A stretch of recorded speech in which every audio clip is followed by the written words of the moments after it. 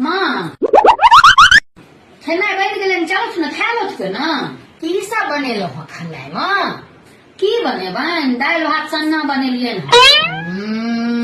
daily daily अहाँ के ना दाले भात सन्ना फुराइए तो की करबन देखे छथिन कते महंगाई बढ़ गेलै हाँ आलू 38 रुपए किलो भए गेलै कते कहलियन तहन करबै ता आलू आनि देलखिन तऽ हम दालि भात सन्ना बना देबै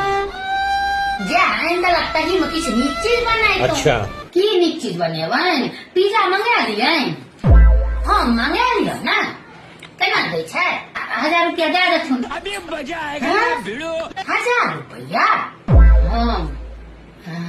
1000 रुपया में तो पूरा टोल खा ले छे अहाँ एगो पिज्जा अनेबे 1000 रुपया का कनिया मनिया ना हेतै तो घरे का बुढ़िया खराइ कर बाप रे बाप